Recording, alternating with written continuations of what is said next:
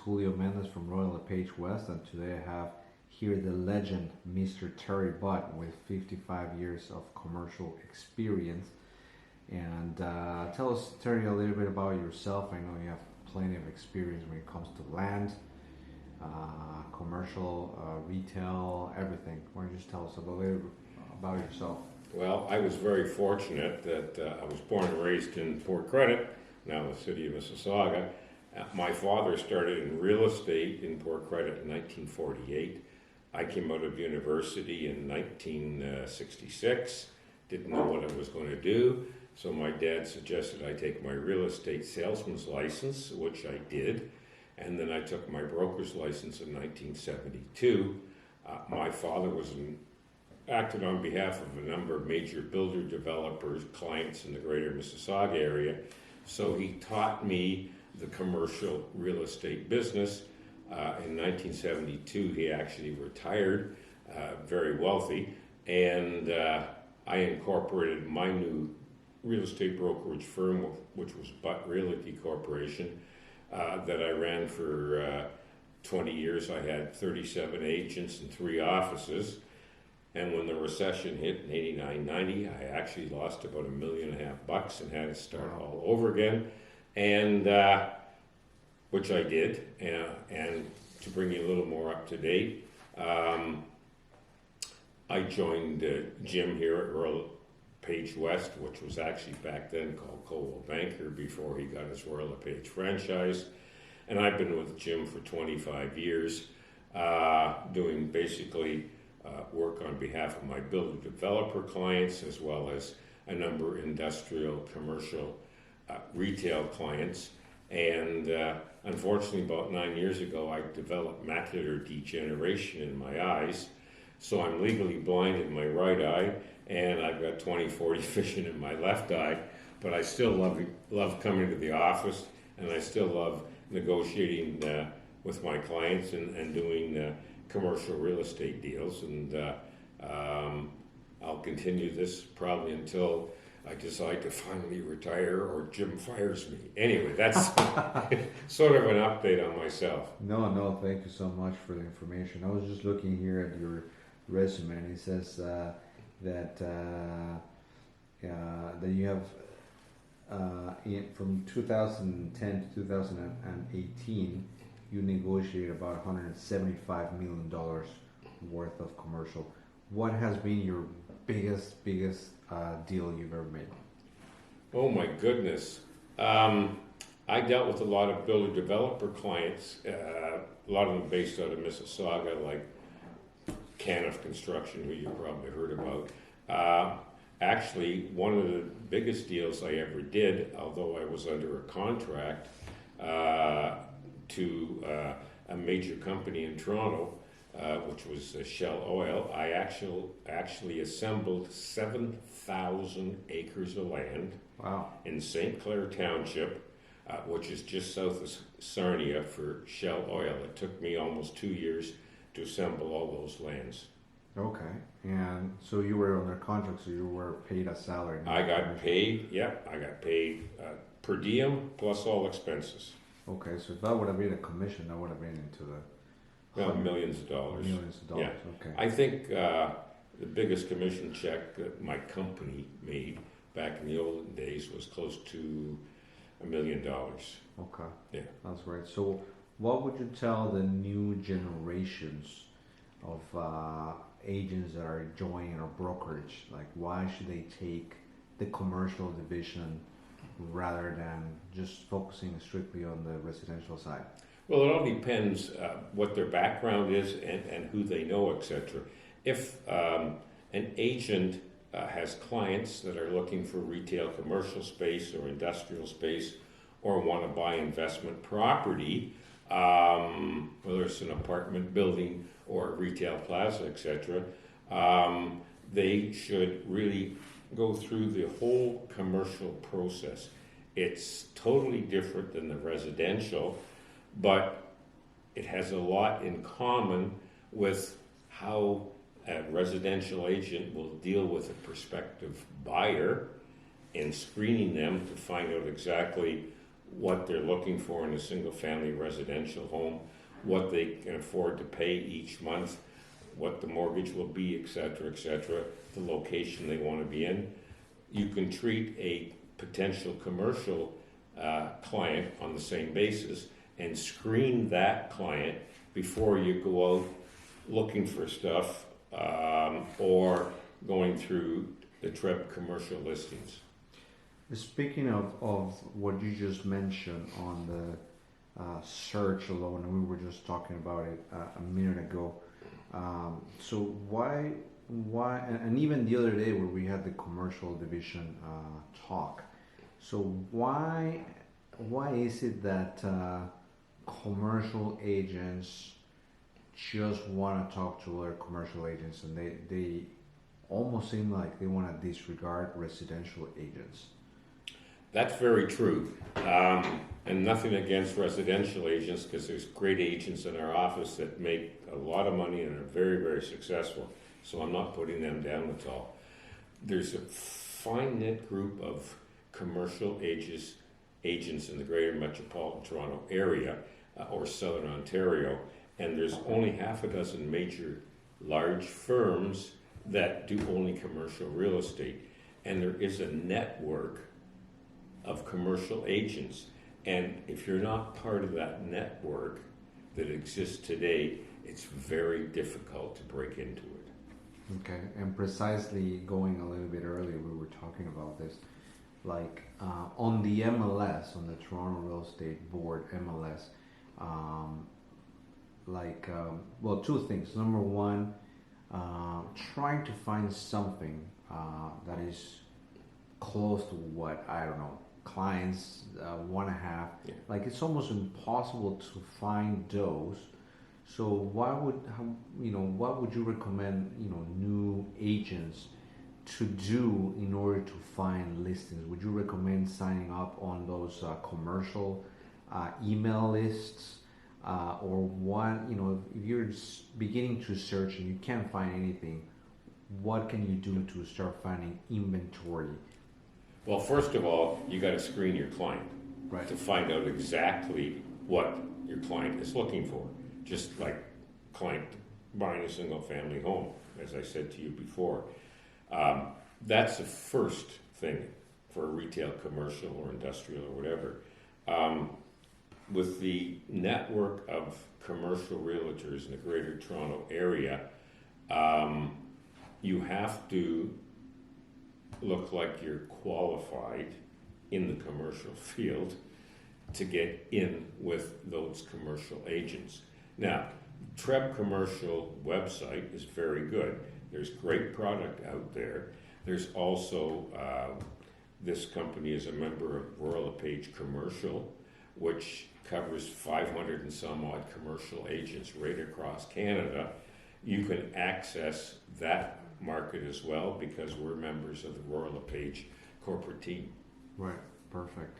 And so once, let's say, and we're going to talk about screening, would you then recommend that we search on their sites, on their databases, including LePage, the commercial site, in order to find inventory, or is that normally what you would do? Search on the MLS, but also look at other brokerages that just specialize on certain parts of the commercial area, and try to find listings.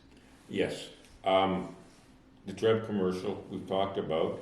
The major players in the commercial field are companies like CBRE, Avison Young, Cushman Wakefield. They're the biggest commercial agents across Canada, and probably control about 80 to 90% of any commercial listings in the greater metropolitan Toronto area. To get into the commercial field, it's not an easy thing. It takes time, effort, and you have to show credibility to other agents where they have listings, commercial listings, and you have a potential client that would be looking for the type of product that they have for lease. Okay, excellent.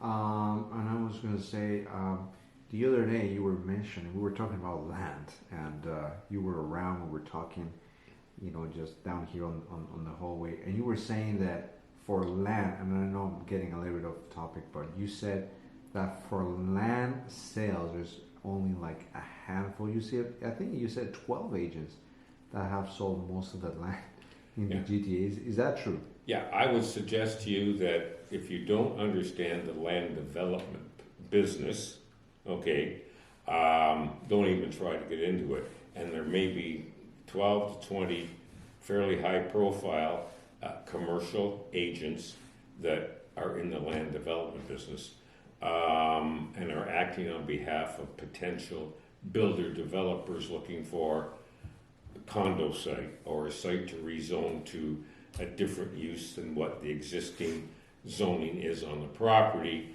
to improve the property to a higher and better use and make it worth a lot more money. Okay. So to get a start as a commercial agent, essentially is going to take essentially more than a good year of work in which you really become specialized in, would you say that? Yes and no. If you're looking for a retail commercial use, i.e. a retail store, say here on Dundas Street, all right, Yeah.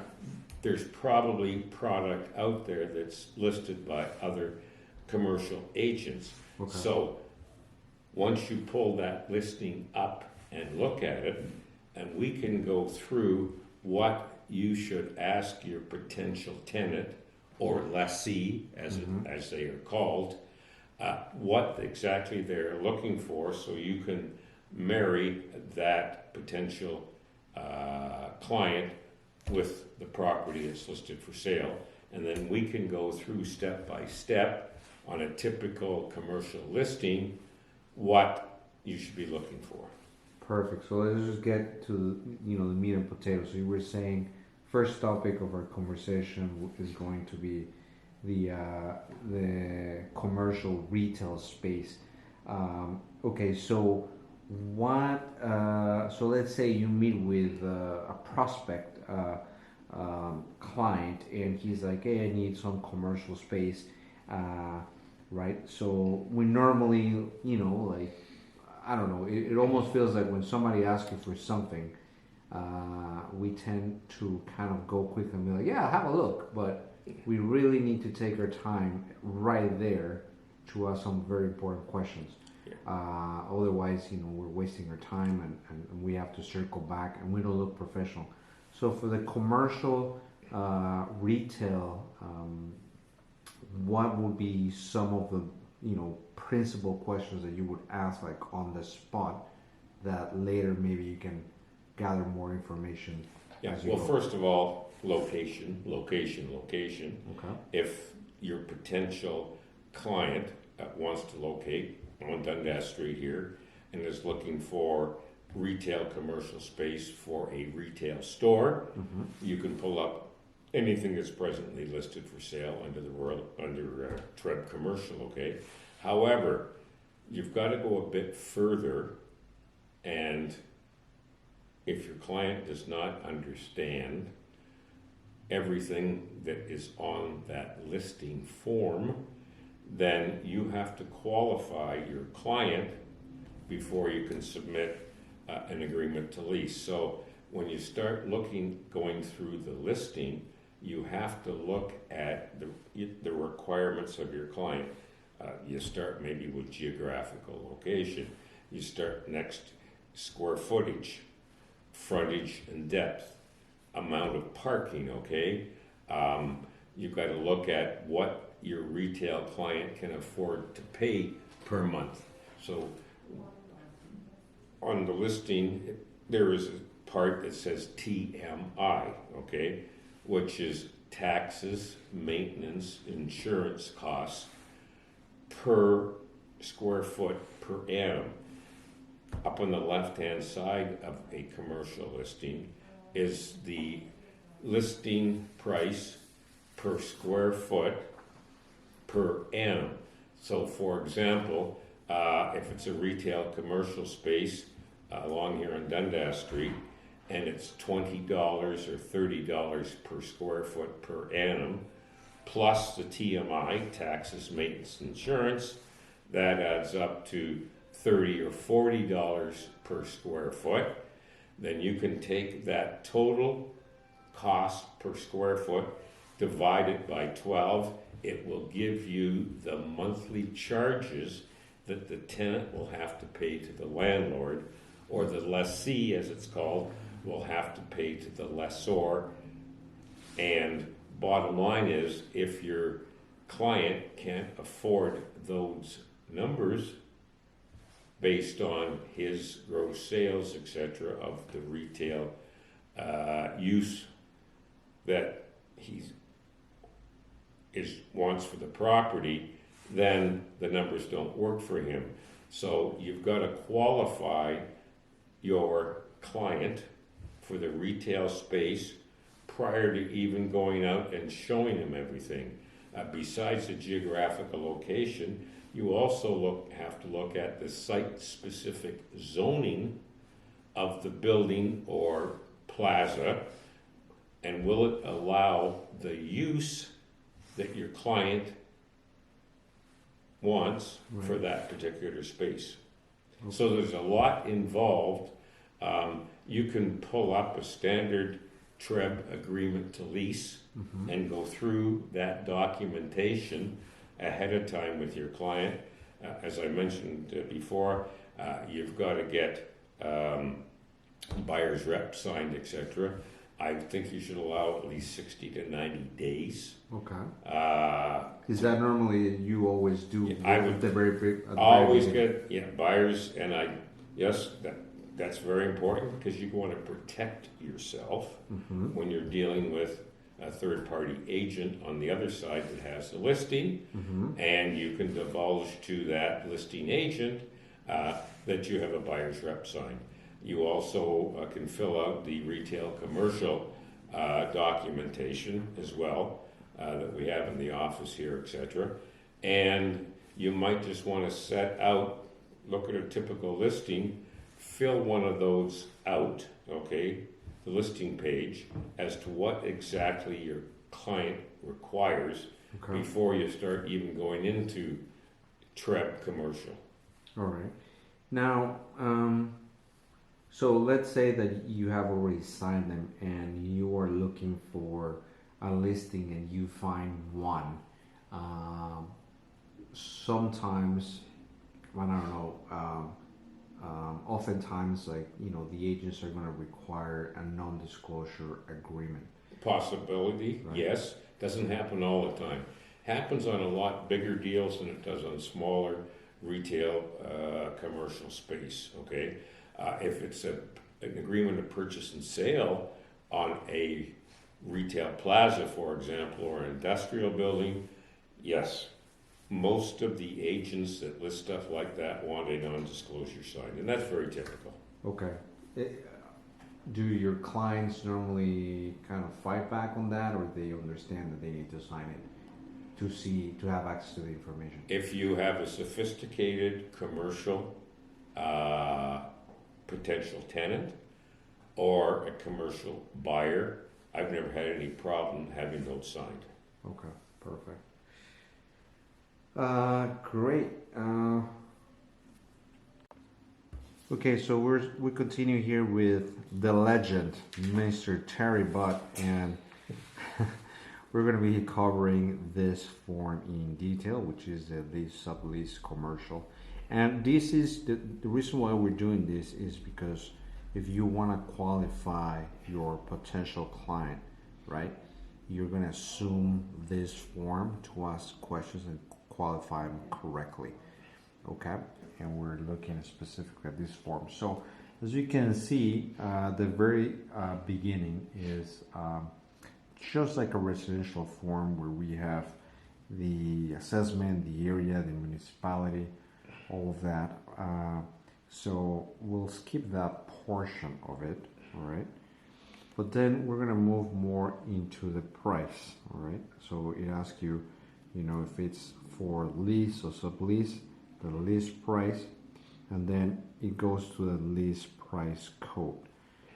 Okay, so for codes, let's have a look at the codes, which is a very important question here for Terry. So as you can see, price codes, we have gross lease, month, net lease, other, per acre, per square foot, feet gross, square feet net, square feet, oh, sorry, I'm not even looking at that.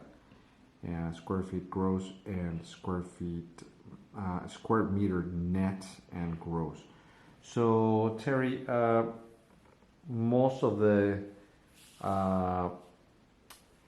listings that you find in today's market, they're net leases. Is that correct? That is correct. They're basically called a net lease, which basically sets out in the listing agreement what the landlord or lessor is asking per square foot rent per annum. So for example, when I was talking earlier, it could be $20 per square foot net per annum, plus so many dollars per square foot for TMI, which is taxes, maintenance, and insurance. So if you add the two together, it comes up to $30 or $40 per square foot per annum. If it's 1,000 square foot retail store here on Dundas Street, okay, you multiply the 1,000 times the net rental rate plus the TMI, and that will give you the gross amount per square foot per annum, and you divide it by 12, and that will tell you exactly what a tenant would have to pay monthly for all the costs, okay, which is the square foot cost, taxes, maintenance, insurance, and then above that, the prospective tenant would have to pay all utility costs. This is usually set out in a standard agreement to lease that the landlord has. Okay, great. So here we have an example now of a commercial retail space. As you can see, the address is 290 the West Mall, Unit 15B. It's listed for $12 per square foot. And we know the area, 008, Etobicoke West Mall. It says that is for lease, taxes $14.81. That was for 2021. That is the TMI. So $14.81 per square foot? Yep, it Yep. says, yep, Yeah. taxes $14.81. Yeah. TMI. Yeah. And then of course, then we have the property management and the days on the market. Okay. Coming down, then we have commercial retail. Mm-hmm. So it's retail store related. It's vacant.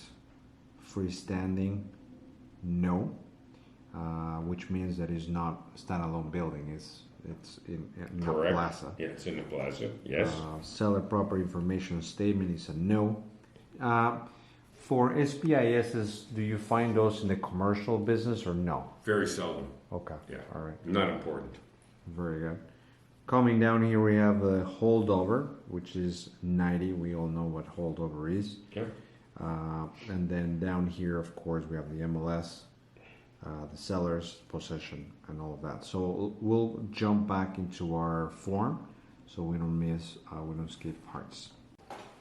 Terry, going back to the price codes, what about gross lease? Is that because I in the past I used to see it. Is that still something that happens in the city? Very seldom in any retail commercial space, because every year your taxes go up, your maintenance goes up, your insurance goes up, your heating costs go up. So 99% of retail commercial space in the Greater Toronto Area is done on a net basis. So it's so much dollars per square foot per annum plus taxes, maintenance, insurance.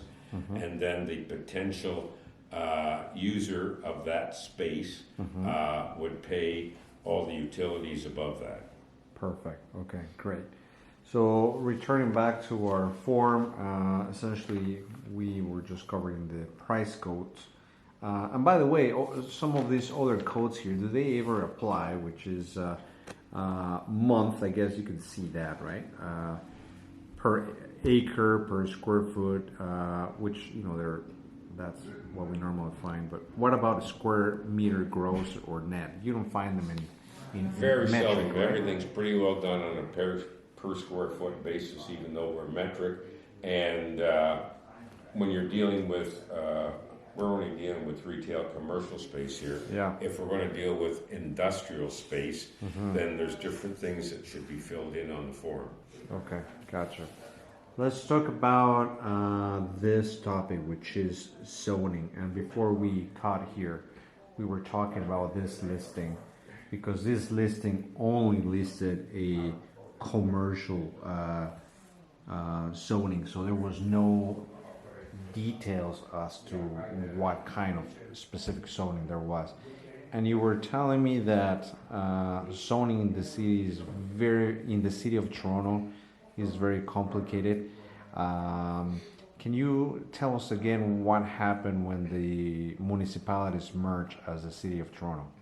Yeah, basically, the 6 municipalities, whether it was North York, East York, Scarborough, the old city of Toronto, and Etobicoke, they each had their own zoning bylaws. When the new city of Toronto was formed a few years ago, the planners from the city of Toronto had to amalgamate all the old zoning bylaws from the other municipalities into a new zoning bylaw under the city of Toronto. And the problem that happens quite often is it's very difficult to go in and find the site-specific zoning for properties in the city of Toronto. Under the existing zoning bylaw, sometimes they have to refer you back to the old zoning bylaws, believe it or not. So it's a lot of work. The listing agent in this case should have specified, when you just say commercial, it doesn't mean anything. He should have specified exactly what the commercial zoning is and those uses that could be put on that property, the retail uses. If you can't get that information from the listing agent, then you have to qualify your prospective tenant as to what zoning they have to have before they could even consider leasing the space. Is that something that a starting business would know, or no, you have to? A starting business, I would suggest no, but if it's a simple retail commercial use, like properties here along Dundas, there's a wide range of uses, and you can probably do all kinds of different uses in the retail commercial sales. The one difference would be a restaurant use. Even though it's under retail commercial, it may need new parking. It may need more parking requirements than a typical retail commercial use, and there may be other things within the space that's being leased where you have to have ducting, special ventilation, all the fire codes agreed to, etc. And that's a lot more work to find that out. Okay, I've gone to the Toronto zoning map, right? Because you can actually type an address and it would it would take you to that specific location where you click there, and then it tells you what the code is. For example, at 5040, if I Dundas St West, which is where we are, I think it's commercial residential, so CR. Yes. Right? So compared to 5110 Dundas, which was, you mentioned earlier, what was it? I'm not sure, commercial?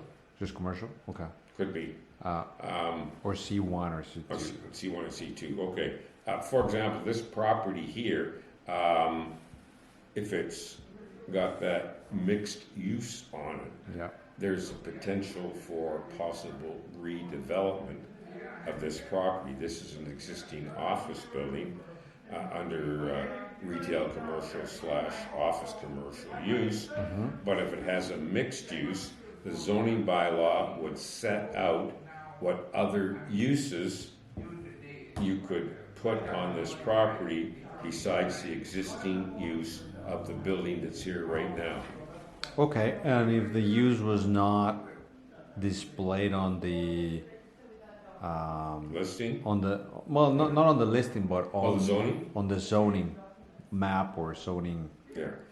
If the zoning map would say one thing, okay, Yeah. and it would be a code like CR or MR or MX or whatever, you would then have to go to that definition of the zoning, and it would set out the rules and regulations and the type of use that could go on that property. Okay, perfect. So you mentioned that in this listing that we were looking at, 2090, the West Mall. Normally, for commercial agents, they said that there is a brochure. Is this a common practice where they put a brochure with all the all the details of zoning and other uses? Most qualified commercial agents, okay, especially with the larger companies that I mentioned to you before that specialize in commercial, most of them have a brochure put together which would show location, square footage, amenities, uses, all the other information that you could get a copy of from the listing agent so you could pass it on to your potential tenant. And if the use that they want for this property is not in there, then it's not worth trying to negotiate an agreement to lease on the property. Perfect. All right. So continuing on the sheet, we have type, primary, commercial, retail, and then there's of course categories: highway, multi-use, retail, service, commercial, condo, institutional, and then the use. And I've noticed sometimes on the MLS this use is hard to find sometimes information, but the uses, for example, automotive, health, hospitality, food related, retail store related, service related, health and beauty related. You mentioned earlier when it comes to commercial retail, most of the properties available will be on the Toronto MLS. Correct. On the commercial trip, MLS. On the commercial trip. And they should specify exactly what the use is. If there's multiple uses, a lot of the agents will put it in the smaller print where they have extras, etc. They'll just put maybe retail, commercial. They might put the site-specific zoning, whether it's MCR along here in Mississauga or in Etobicoke, and then specify the uses. Okay, perfect. All right. Sale of business, which is a different topic of on itself. That's a whole different scenario. Yeah. We're not going to deal with sale of business today because that has to do with listing a business for sale, which is separate documentation, and also getting copies of the last 3-year statements, financial statements, from the owner of the business, and a lot other information as well. Perfect. So, and then returning to our form. In addition, you can see all of these uses, I guess, which is apparel, art gallery, art supplies, all of that. And so that's why sometimes when I search the MLS, it's a little bit hard because even though you're looking at, for example, a restaurant, if you click on that, you might not see that one. But I normally click pizzeria or delicatessen or anything that has to do with food, Yeah. and to see if I can actually find information. Sometimes I have to leave it blank and then read through and see if I can find something to what I want, right? Which is a little bit hard. That's why you really have to ask the proper questions of your potential client, right, who is looking for a site-specific location with their use. correct. Because otherwise, I'm the one chasing. You're wasting your time. The information where he should have told me exactly what and. Okay, perfect. It's probably good to have one of these blank listing forms when you meet with your client and go through it as your client as a buyer or potential tenant and fill out all the information there before you even start looking on his or her behalf for a potential retail commercial location. Okay, sounds good. So because we're only looking at commercial retails, I guess we're fine Correct. with this form. Yeah. Freestanding, we said yes, no, which means that if it's a standalone business, total area. No, it's a standalone building. I'm sorry, a standalone building. That's what I tried to say. Yeah. Total area, and then normally you have total area code, which is acres, hectares, square feet. Square feet, yes. Right.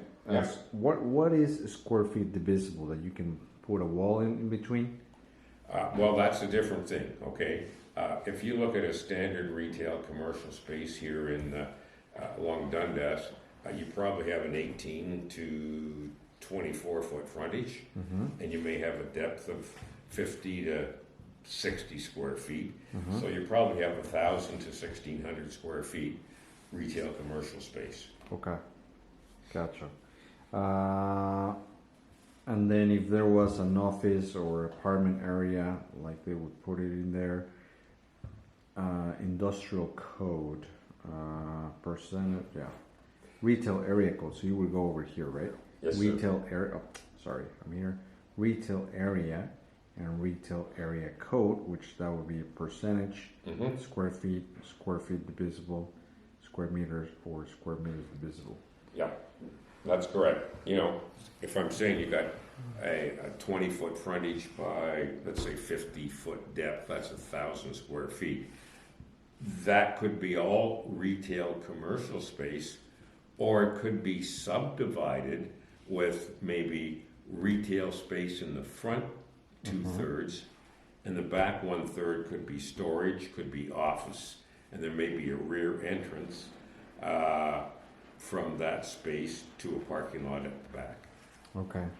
Do you see that this code is used a lot? Like it should be used by the listing agent. Okay, square feet divisible. Do you find that a lot or no? No. Yes and no. Yes and no. Okay. Yeah. And then just like residential, we have approximate age, and then areas of influence or area influences, which is major highway, public transit, all of that. Basement, yes and no. You were talking about basements earlier, right? That is an important thing, and storage. A lot of the older buildings, commercial along Dundas here, I'm just using that as an example, a lot of them do have storage, basement space downstairs. Also would have usually the heating system down there, whether it's forced air gas or oil furnace or whatever from the olden days, may not have converted over. So there is an advantage to having the basement space for storage for your prospective tenant. Okay, so going back to, for example, this particular listing here, we have a total area which actually matches the retail area, but down below they do say that they have additional storage unit or increased basement space available. This storage would be essentially extra, correct? Because no, it would be included in the retail rate per square foot per annum of the main floor. Okay. Very seldom do you ever get charged for the storage space in the basement. Okay, perfect. Thank you. Clear height. Oops, where am I? clear height. You don't normally use this in commercial residential, or you would? It sometimes in retail commercial you need 16 feet clear, but a lot of the stores along the Dundas Strip here are maybe 10 or 12 foot clear. But that's typical because that's how they were built back in the 50s and the 60s. What about new development? Are they using the same height, or they're going higher? If in a retail commercial new plaza, probably about 12 foot clear is typical. Okay, thank you. Sprinklers, no. Partial, yes. Utilities, available, yes, no. Volts, amps, is there anything here? Yeah. Okay. The specific use that you're looking for your prospective tenant may require higher amperage or voltage than what's on the listing. Okay, so it would be up to him as a new tenant moving in. They would be responsible for changing that over to what they require for electricity. Okay, in most retail commercial, there's standard 100 amp service, etc. Sometimes it's 200 amp service. It all depends, but it should be spelled out in the listing agreement or the listing documentation from the listing agent what the amperage and the voltage is. Okay, thank you, Terry. So going back to, we were down here where it says water, municipal, non-other, and well. Going back to the listing that we were talking about it, on their extras, it said water included, right? And you were mentioning something earlier about this remark. Yeah, well, the water bill, I'm assuming, would be included in the TMI, the taxes, maintenance, insurance, unless it's separately metered for the tenant, and then the tenant would pay it. Okay, perfect. All right. All right. So I guess coming down to air conditioning, no. Partial, yes. Anything that you want to mention there? Well, if the landlord has existing air conditioning, okay, a unit outside of the retail commercial space on the roof, for example, that charge would be passed on in utilities, okay, that the tenant would pay. Perfect. What about heating? We have all this. Same thing with heating, depending what type of heat it is. Responsibility of the tenant to pay all heating requirements. Okay. Truck level ship doors. That's double man ship doors. That's more for industrial, but some larger retail commercial spaces, like a grocery store or a Walmart size store, would have truck level loading at the rear for the groceries to come in and be unloaded. But for smaller retail commercial space, most of the retail along here on Dundas Street would just have a door to the back. Excellent. All right. Then moving on, we have elevator, freight, public, freight, non-public, garage type, and then we have boulevard cover, double detached, in, out, lane, non-other, outside, pay, plaza, public, right? So parking is important.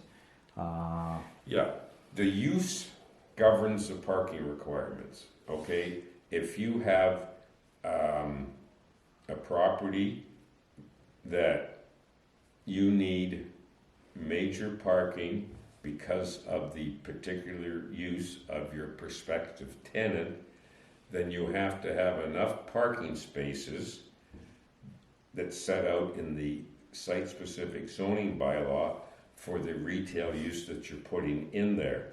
However, in the smaller spaces here along Dundas, retail, commercial, they may have 2 parking spaces at the rear and a couple parking spaces at the front. Okay. Beautiful. All right. Outside storage. No, No. or yes. Rail available or no or yes. I'm assuming that's industrial. Crane, industrial survey, soil test, sewers. Most of them will be, I guess, sanitary, right? Sanitary and storm, yeah, already there. And, Yep. and storm available. All right. Yep. And then we have our comments for clients, extras, and then of course remarks for brokerages, financial statement, yes, no, chattels. That's more for the business, right? Yes and no.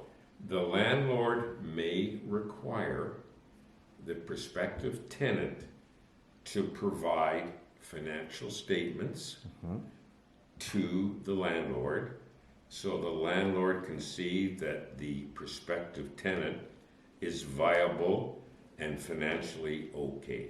Okay. All right. Franchise, yes or no? Anything you want to say about franchise? Well, you know, if it's a Tim Hortons or a Wendy's or a Burger King, all right, you've got a great franchisee and you shouldn't have any problems whatsoever with tenants like that. Employees, I guess that's more like for if you were buying the business. Seats. Oh, Yeah, we haven't discussed purchasing of a business. We can do that at another time. perfect. Seats at LLBO. That's for restaurants or whatever. Yeah, Yeah, that would be if there's an existing restaurant with a liquor license. with a liquor license and you have a prospective buyer, tenant that wants to buy the existing business within that retail commercial space and operate the restaurant, okay? Now, when you get into situations like that, there's a lot more documentation that is required. If it's a closed up restaurant and not operating, and all the landlord is trying to do is just to release the space because the restaurant went bankrupt, that's a different scenario, and we can discuss that under businesses for sale, etc. Perfect. All right. Anything else regarding insurance expense, management expense, maintenance, heat expense, hydro expense? No? All right. Yeah, all the expenses that you just set out there in the listing agreement, the prospective tenant, you should be able to tell them exactly what all the expenses are. The listing agent should be able to provide you with that documentation. Okay, great. Listing broker, just like with residential commission to cooperating brokerage. Now let's talk about commission for Leasing, Leasing. retail, commercial space. Yeah. It varies. However, if you're doing a 3 or a 5 year lease with the listing agent and the landlord, it's usually 4% of the first year rental and 2% of the remaining term of the lease, the other 4 years, and then you would split that 50-50 with the listing agent. Okay, so that's even better than residential, essentially. It could be, depending how big the store is and what the rental rate is per square foot. Okay, so over here in this past listing, we found, and without even looking at who's the brokerage because it's irrelevant, they're only offering 3%. Is that 3% of the first year rent? It just says 3%. Okay, then you're gonna have to qualify that with the listing agent. That's low to me. It should be 4, 2, 2, and 2, but I can't fight with the listing agent because I don't know all the details. Okay, perfect.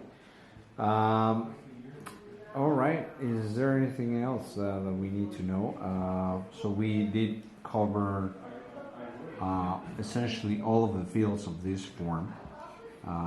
You had an opinion as to this listing in terms of the amount of information and the quality. Yeah, unfortunately, I haven't talked to the listing agent, if the listing agent does have a package that can be emailed to you as the potential selling agent, so to speak, then I would get an information package from the listing agent even before you start talking to your potential tenant. You've got to know more about the property than the listing agent so you can properly inform your prospective tenant. And not book a showing or anything or waste your I time. wouldn't do anything until you got as much information as possible and you've done your research and you've qualified your potential tenant. So how would you rate that listing that we just covered out of 10? This video is based on me being the prospective agent with a prospective tenant, Right. okay?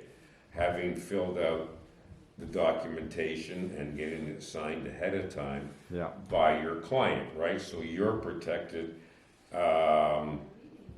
before you go out and start showing any properties. The other thing you can do, once you get the information from the listing agent, is you should verify everything yourself so you can properly inform your tenant. You may even want to book an inspection, go to the property yourself, make notes, talk to the listing agent if you have any questions, even before you take your prospective tenant out to view the property. Let's talk about due diligence, because essentially this is what it is, right? Yes, it is. So everybody says due diligence, but in commercial, what would be the top due diligence that you would do? Let's say for this commercial retail. Okay. Within the agreement to lease and on TREB are all the commercial clauses. And one of the clauses in there is to allow time for your prospective tenant and you to verify all the documentation that's been provided by the listing agent, including the listing agent may have their own agreement to lease and their own lease agreement. So if you're not qualified to go through that agreement to lease when you make it out to give to the listing agent or the prospective existing lease agreement, I suggest that you and your tenant contact his or her solicitor and let them review all that documentation prior to signing anything. Okay, perfect. One of the agents the other day, while I was preparing some of these questions, I was like, so what would you ask somebody like Terry when it comes to, commercial retail? And he was saying that he has noticed that due diligence times have actually reduced recently. Do you find this or not? In some cases, yes. Sometimes the listing agent or whoever the listing agent is acting for, the landlord, they want to cut down the due diligence time so they know they have a firm deal. Okay. And that seems to be fairly prevalent today. Okay. Is that any helpful to our tenants, potential tenants?